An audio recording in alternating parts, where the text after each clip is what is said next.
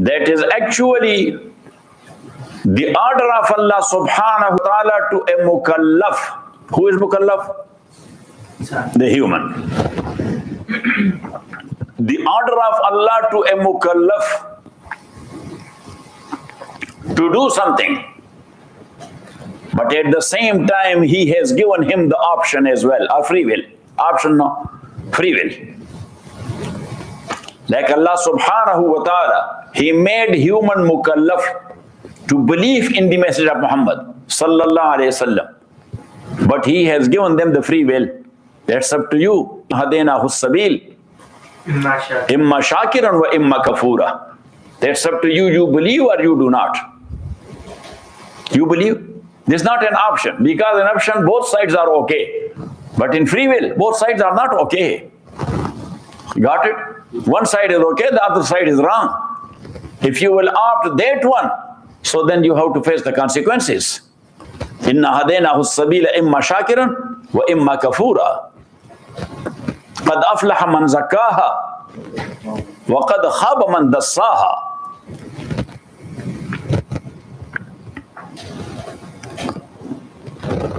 So now the topic of irada is completed.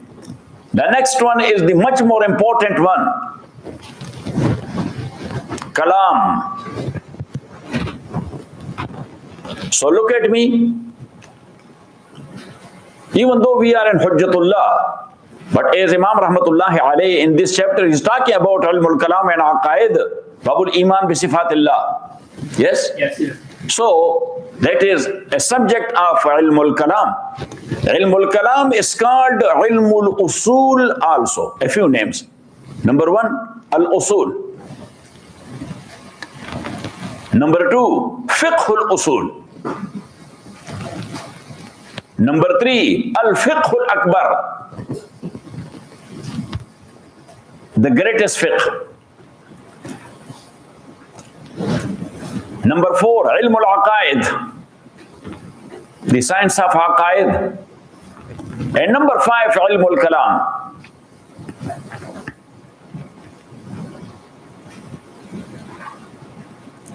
From Ahl Sunnah, look at me. The first ever book in this regard, in Ilmul Aqaid, is written by whom? By Imam Sahib, Rahmatullahi alayh. By the name of Al-Fiqhul Akbar. By the name of Al-Fiqhul Akbar. It has so many commentaries books, big commentary book, but the famous one is written by whom? By Mullah Sahib. By Allama Qari. By Mullah Sahib. Which Mullah Sahib? Which Mullah Sahib? Mullah Ali al-Qari. Sahibi Mirqat. Who was Mullah Ali al-Qari? Sahibi Mirqat. If he would have been here, so for sure, Naseem would have jumped to him. That's Assalamu alaikum. Because his ancestors were from Herat. That's why we call him Mullah Ali Qari Hirawi. Mullah Ali al-Qari al-Hirawi. But he was a great scholar of Makkah Muazzama. He was authentic authority in Makkah Muazzama in his time in 7th century. Got it? And we call him Allama Qari. Got it? And he has written a very famous tafsir that is printed for the first time because the copy was found there in one maktaba in Saudi Arabia.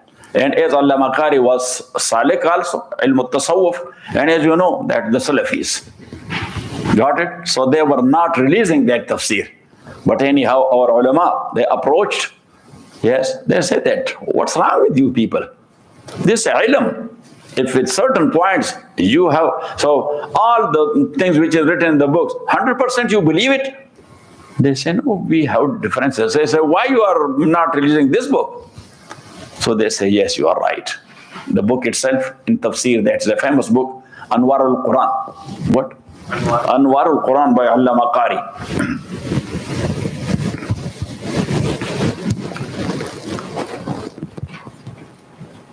These few ulama, they are just like encyclopedias. I don't know that they were eating food also, or day and night they were writing only. Like as I told you about Imam Sayyuti. Number two, Hafiz ibn Hajar Asqalani. Hundreds of books. Number three, Khatib Baghdadi. Number 4, Allama Qari. These are people who are known for their tasanif. And number 5, Hafiz ibn Taymiyyah. And number 6, Maulana Ashraf Ali Thanvi or a Kabir from Ulama Deoband. Maulana Ashraf Ali Thanvi's small and big books are 1800. How many? Ya Subhanallah. Imam Ghazali, he does not have those many tasanif. He has big tasanif, big books, but not those many in number. So these ulama were just like encyclopedias of tasanif.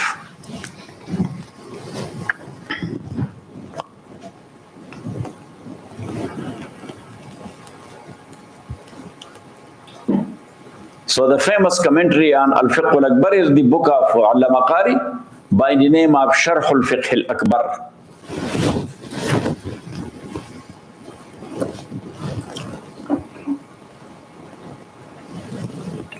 So now look, Imam named Usul and Aqaid al-Fiqh al-Akbar. So it means that the other fiqh, which is the known fiqh about salat and prayer and buyu' and ijara and rahan and muzarabat and sharakat and partnership and all these practical things, that's called al-fiqh al-asghar. That's called what? Al-fiqh al-asghar. Got it? But the famous name for ilm al-aqaid is ilm al-kalam. Why?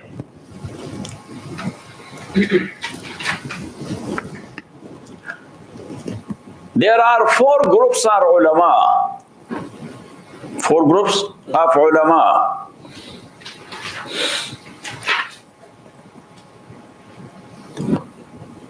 Number 1, in philosophers, 2 groups are there. One is called al-masha'in, and the second one is called al-ishraqin.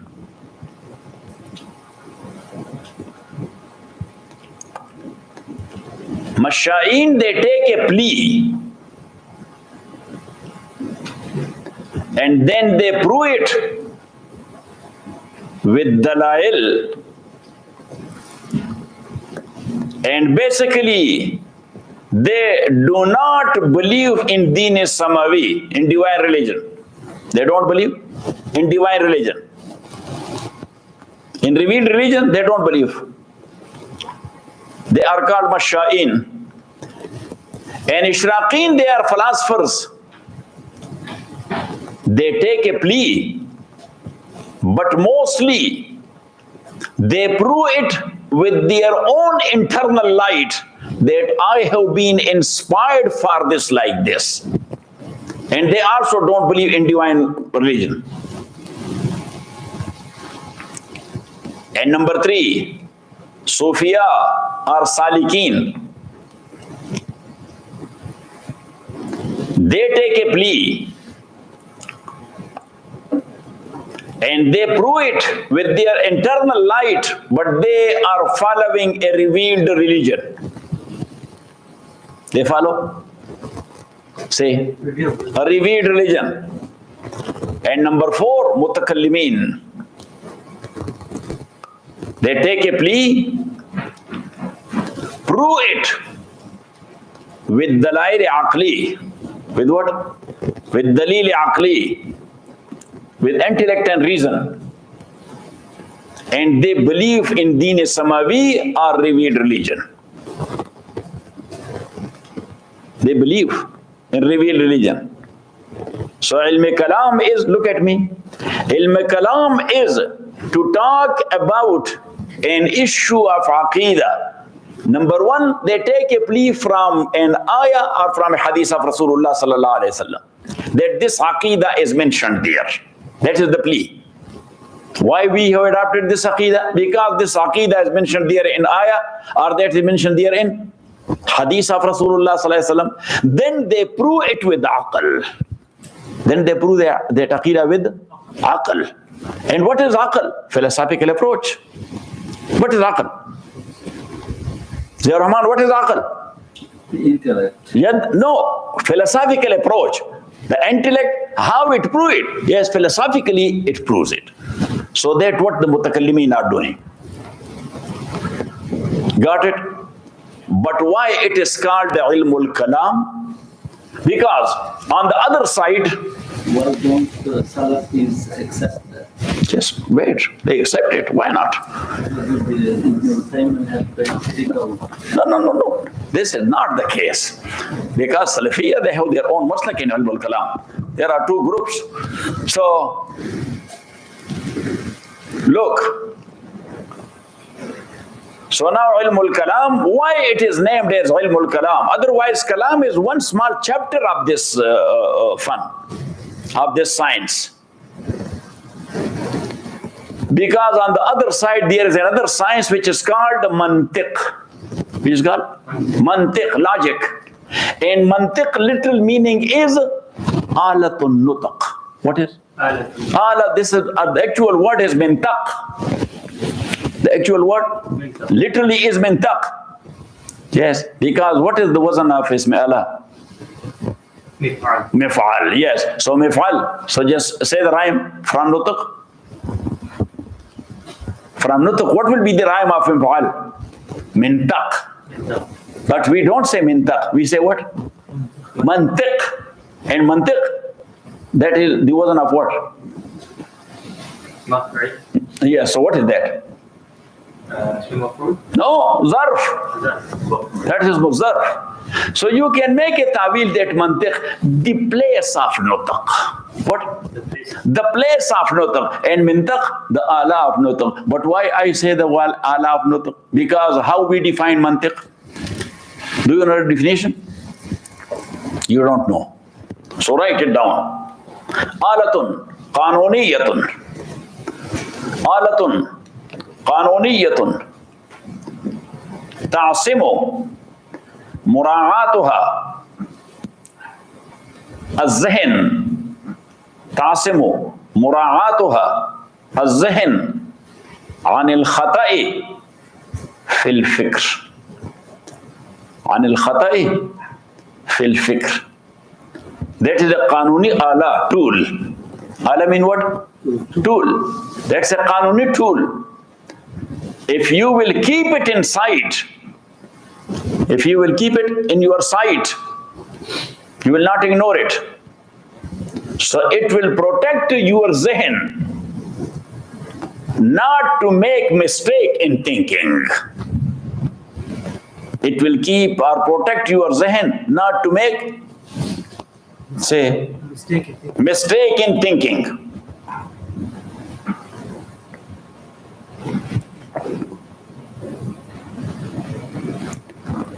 So that science is called mantiq.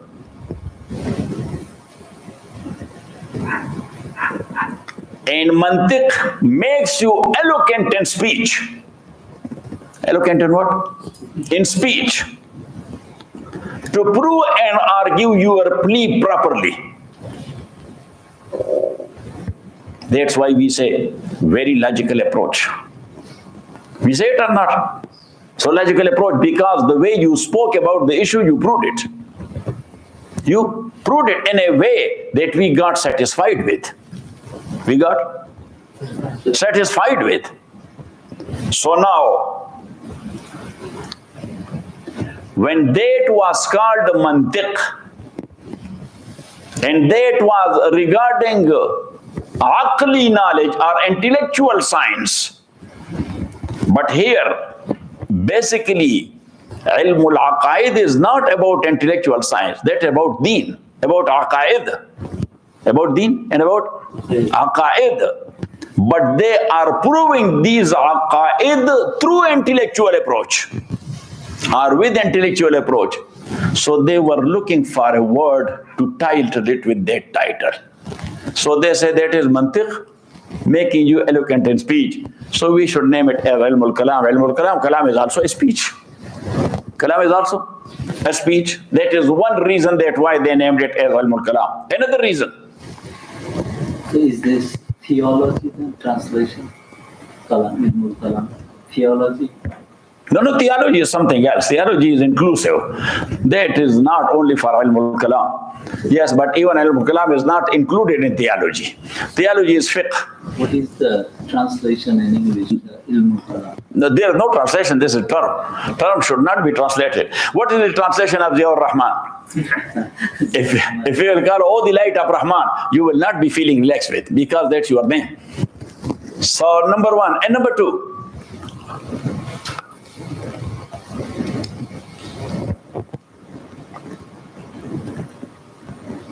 when they were debating an issue, so they used to say, kalami fi kaza wa kaza.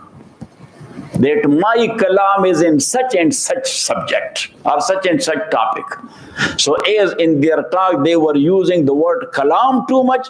Al kalamu fi kaza wa kaza. Got it? That the talk is in such and such subject. So they were using this word kalam again and again. So that's why they named it as ilmul kalam.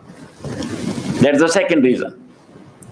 And the third reason, which is too much suitable to me, that this is the actual reason. That the much more debated issue in Aqaid was Kalamullah. The much more debated issue and disputed issue, that was what? The Kalam of Allah subhanahu wa ta'ala. Aimma for Sunnat, they were getting tortured for that purpose. Imam Ahmad ibn Hanbal, rahmatullahi alayhi, how much he was tortured. His followers, how much they were tortured. Even Imam Bukhari, how much he was tortured. Got it? So as the much more disputed and debated issue was Kalam of Allah, so that's why this science got the title of Ilmul Kalam.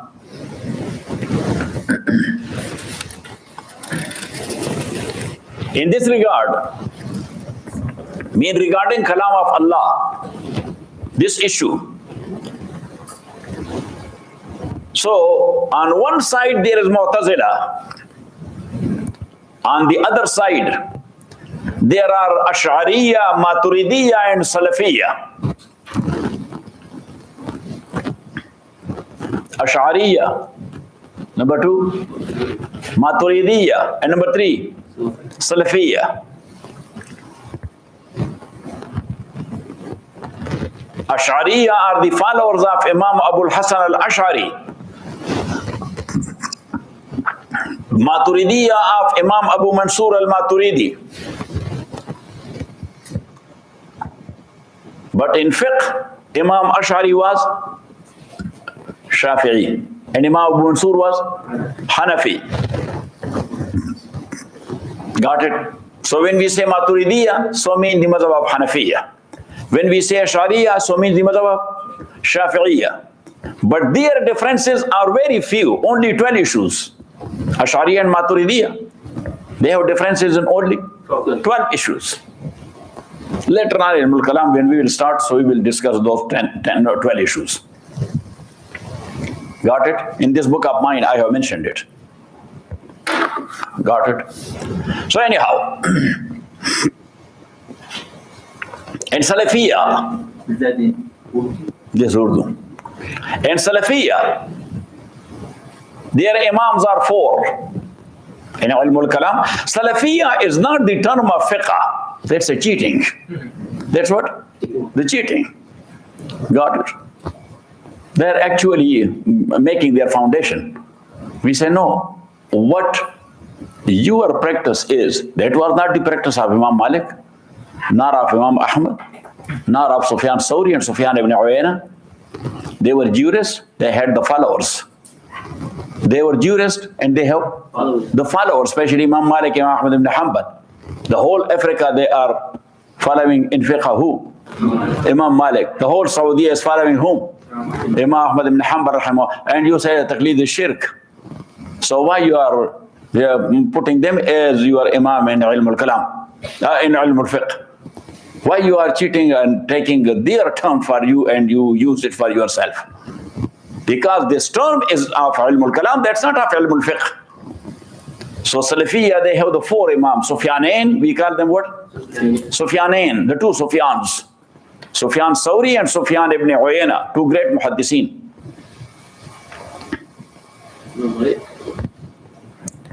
Number 3, Imam Malik, and number 4, Imam Ahmad ibn Hanbal. And as we mentioned before, that the difference of Hanafiya and Shafi'iyya on one side and Salafiyya on the other side in Ilmul Kalam, that is mostly in mutashabihat. In what? In mutashabihat. And what are mutashabihat? When something is attributed to Allah in Quran and Hadith, literal meaning says one thing, but that meaning will take you somewhere and you will get lost. See, for example, Yadullahi fawqa aydihim. The hand of Allah is over their hands. Got it? So now the Salafiyya says, what is the literal meaning of yad? Hand. So when you say hand, so they say you don't have any need of explaining it in a different way. Just translate it as that is in the dictionary. That the hand of Allah is over the hands of makhluk. Got it? And they say, what is meant with hand? So they call it tafweez. What? Tafweez. Leave the interpretation to Allah. Don't go ahead. Don't go further ahead.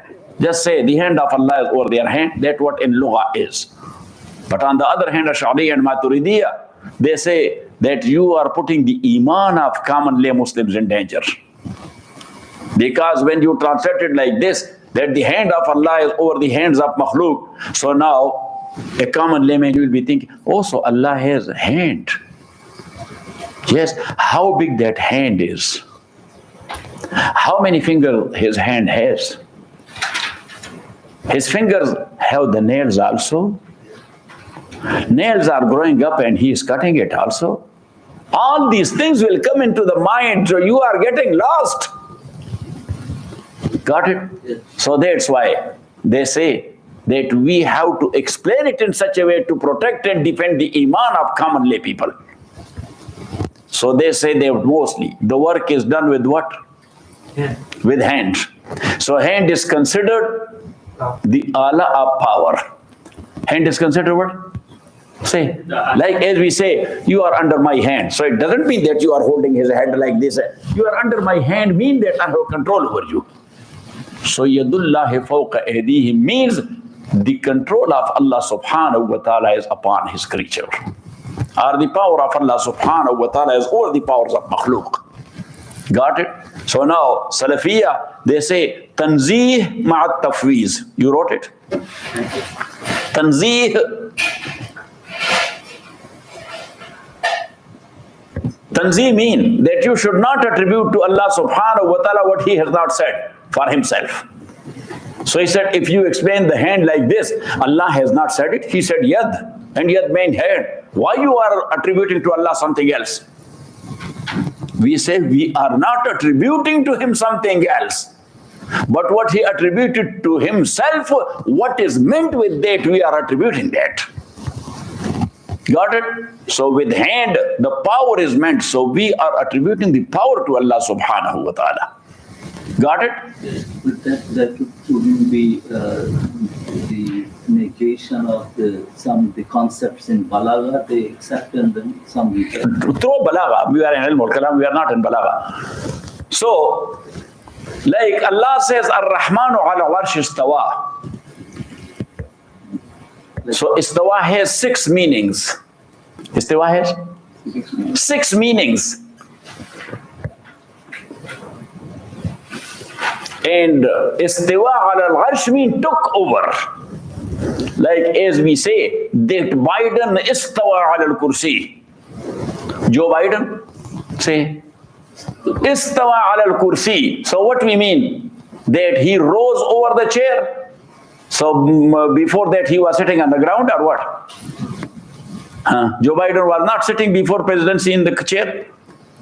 Say, he was. So what it means that we said that he rose over the chair, mean he took over the government, or his government and presidency started. So when Allah created the heaven and the earth, yes, so Ar-Rahmanu ala al-Arsh istawa. Ar-Rahman ala al-Arsh istawa. So we don't say he rose over the throne. We say that his government started. Because before that, yes, his quwwah was there, but the makhluk were not there. His quwwah was there. See? But the makhluk was not there. So when he created the world, the kingship started. Ar-Rahman ala al-Arsh istawa. Got it? Yes. Or not it? So now Salafiyya, Maturidiyya and Ash'ariyya, they are on one side and Mu'tazila on the other side. Now Mu'tazila, they say whatsoever has been attributed to Allah in Quran and Sunnah, innahu huwa as-sami'ul basir, that Allah is Sami' and Basir, all hearing and all seeing. All hearing and all seeing. Now, we hear with what? With the ear. We see with what? With the eyes. When we say that Allah subhanahu wa ta'ala is all seer and all hear, so how he hear and what with he hears or he sees? You are getting it or not? So they say, Mu'tazila, that we can say that Allah is Sami and Basir, but without having any Sam'a and any Basar. Without having any Sam'a and any Basar. So we say, okay, that will work to some extent. But Allah subhanahu wa ta'ala, وَكَلَّمَ اللَّهُ مُوسَى تَكْلِيمًا. Allah says what? وَكَلَّمَ اللَّهُ مُوسَى تَكْلِيمًا حَتَّى يَسْمَعُوا kalam Allah, until they hear the kalam and the speech of Allah. وَكَلَّمَ اللَّهُ مُوسَى تَكْلِيمًا, and Allah subhanahu wa ta'ala spoke to Musa. So now, if somebody is eating, we say eater. If somebody is drinking, we say drinker. If somebody speaks, so we say speaker. So when Allah spoke to Musa alayhi salatu wasalam, so he is a speaker, mutakallim. He is what? He is a speaker. Speaker mean? Mutakallim. So now Mu'tazila says, mutakallim is okay, but he does not have kalam. Yes, so that is just like if somebody say that eater is okay, but eating is not there. Got it? Drinker is okay, but drinking is not there. It works? No. So they say mutakallimun bila kalamin, sami'un bila sam'in, wa basirun bila basar. Got it? Yes. That he is a speaker without having any speech and words. And he is a seer without having any alafar hearing and things like that. Got it?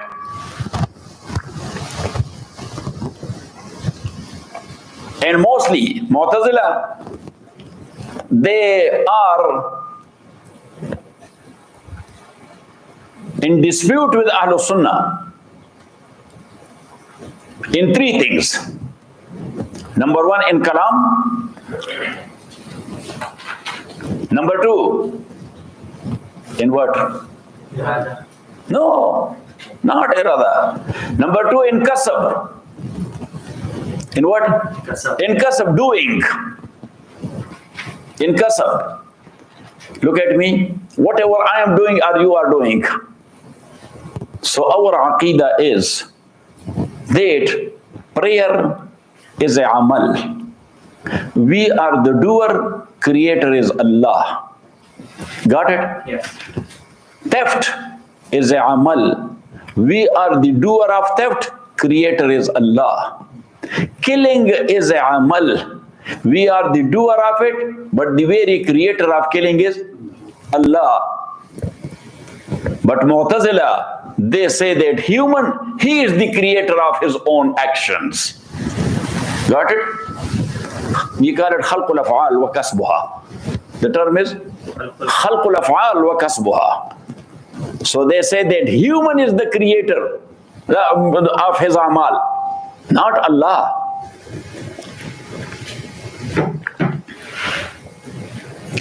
He said that this is wrong to say to Allah that He created the zina, and He created the qatl, and He created the theft, and He created the ghiba and the backbiting, and He created this and this and this, because these are evils. These are evils. So we say that, look at me. Monkeys and pigs, both are considered bad. Yes, are bitch considered bad. That's why even though the Americans and the Westerners, they are kissing the lips of their dogs, but still if they lose their temper, they say, so be. Yes. So it means that they think that is bad. Yes or not? Yes.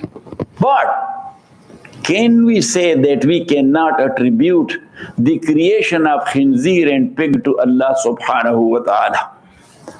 Because that is bad thing, we should not attribute that to Allah subhanahu wa ta'ala.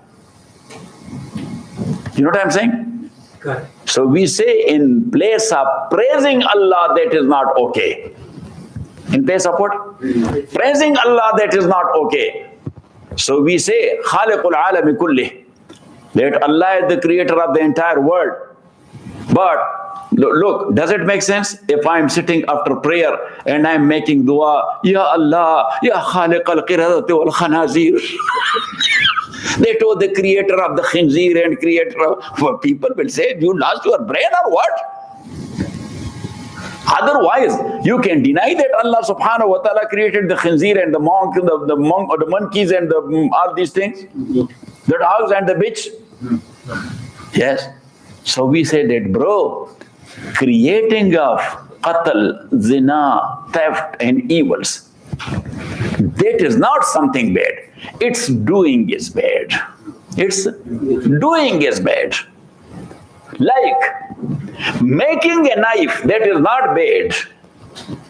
Stabbing with, that is bad. Making a gun, that is not bad. Shooting with for no reason, that is bad. Why you are not differentiating between this and between? Now, we argued it on aqli basis, but we say, let's go to Quran. Allah subhanahu wa ta'ala says, Wallahu khalaqakum. Wallahu khalaqakum wa ma ta'amaloon. What Allah says? Write it down. Wallahu khalaqakum. Allah has created you. وَمَا تَعْمَلُونَ, and those amal which you are doing. So we are doing two types of amal, good and bad. So Allah himself said that I have created the amal. Allah says, I have created the amal, good and bad both. But you are the doer of good or you are the doer of bad. So anyhow, that is number two. And issue number three, which is much more disputed between Ahlul Sunnah and... What is the high number of Allah? I don't know. And the third one, that is Ru'yatul Bari. What? Ru'yatul Bari. To see Allah subhanahu wa ta'ala. So Mu'tazila says, totally impossible to see Allah.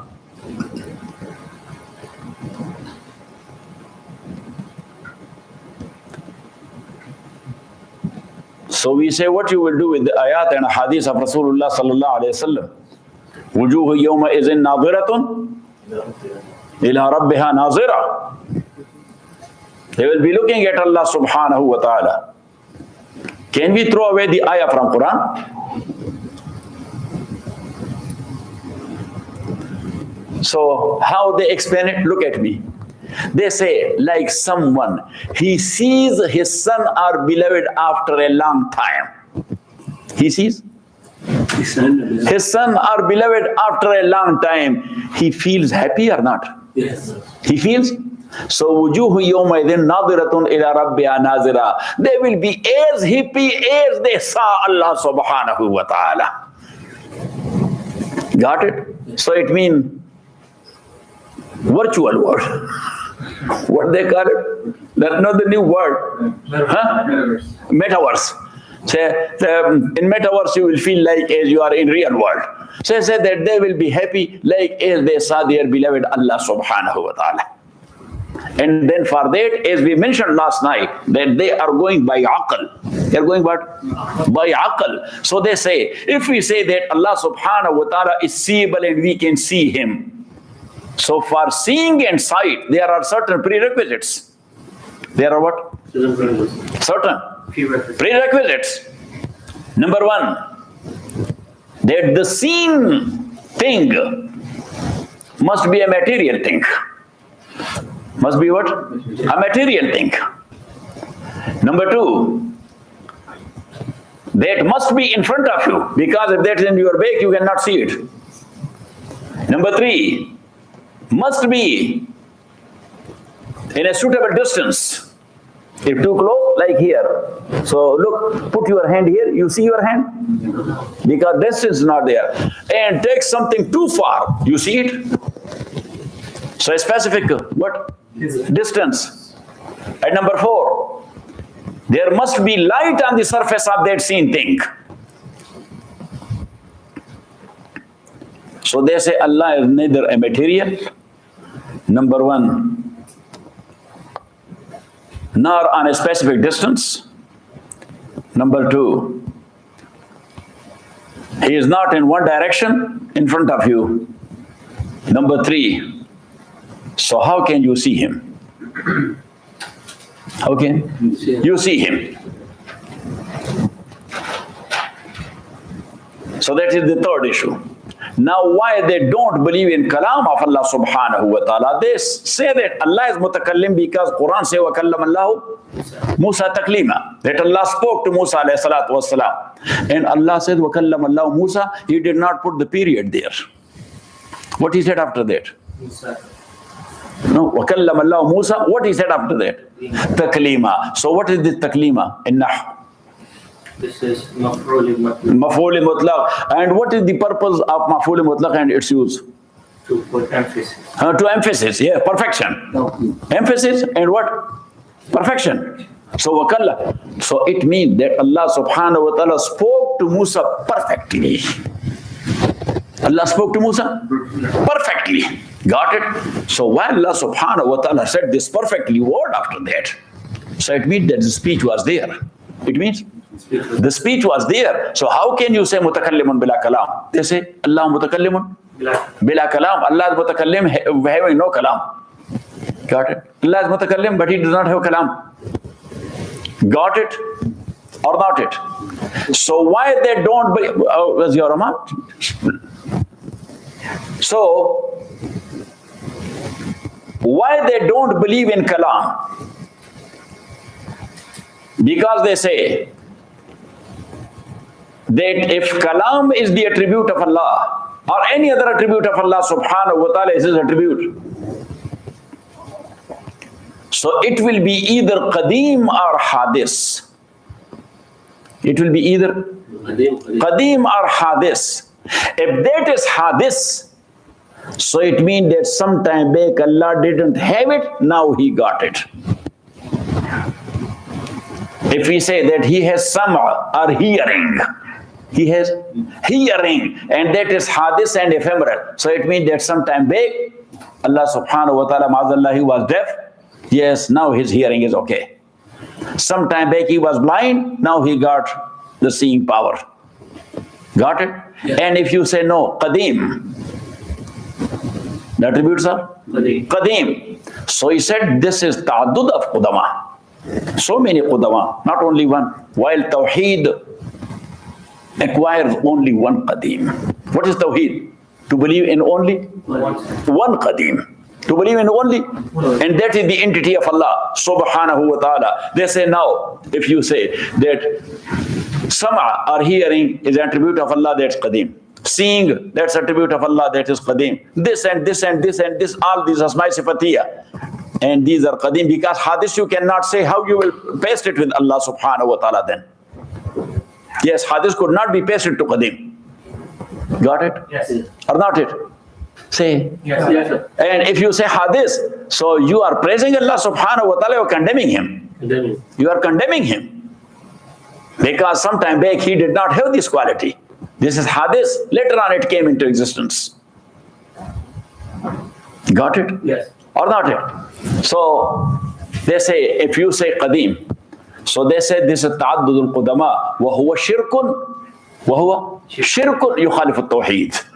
Because if qudama and eternals are more than one, so that is shirk. Because eternal must be only one, and that is Allah. Got it? Yes.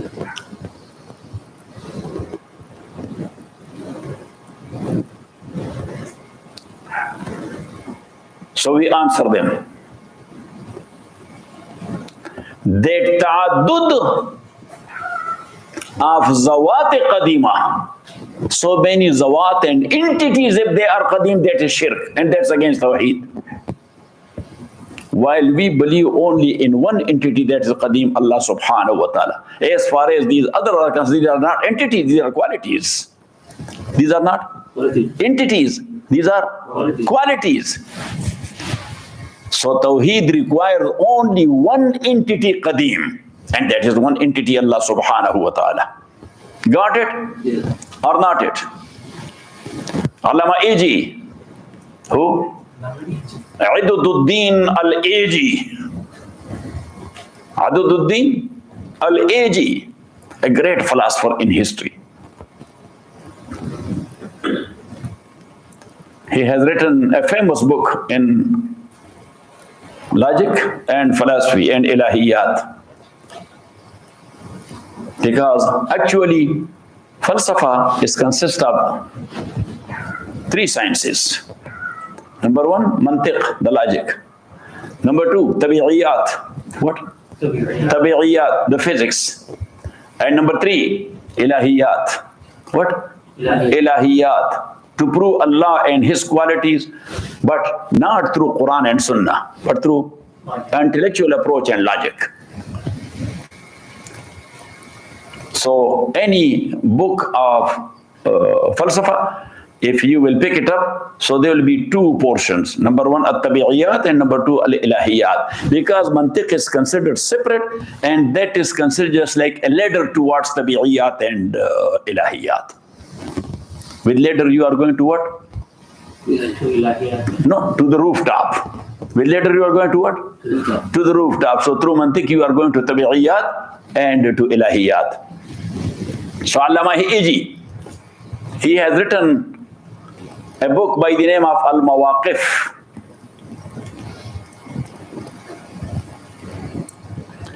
And then the commentary is written in 6 volumes. This big volume, look at me. This big volume, one volume that big. Got it? So in 6 volumes, the commentary is written by whom? By a very famous name in logic and philosophy. Who? Sayyid Sharif al-Jurjani.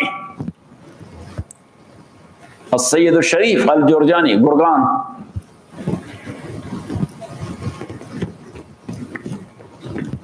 Gurgan is in Iran. Yes, but another by that it's called Jurjan. Yes, otherwise in Persian that is Gurgan, because the Gurgs are living there. You know Gurg? Huh? Akibat, Gurg zada Gurg Shavad. Levo. You know Levo or not? Inna lillahi wa inna ilayhi raji'un. No, not the Suar. Suar and Levo, these are two different things. Levo is an animal which is neither the bear nor the khanzir. That's another one. And he is actually wild, and he is eating the animals and the human. If they will attack, they will attack. Got a wolf, yes. The wolf. Got it? So the wolf is called Levo. Got it? Or not? In Pashto, when we become angry or something, we say the Levos, yeah.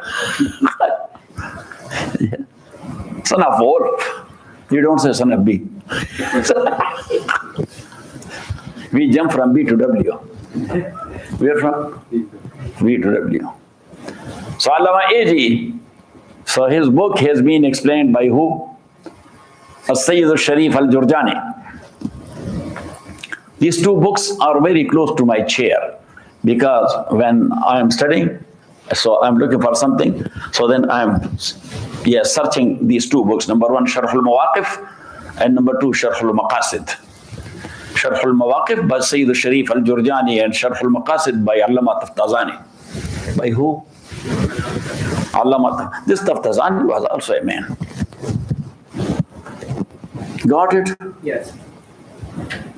So Allama Iji, he has written about Mu'tazila that some of them they explain it that Allah is mutakallim. He does not have kalam. They say when Allah wants to deliver something to someone, so he creates the aswat and the huruf, the letters and the sound, the letters and the sound in somebody else. In somebody, he himself is not speaking.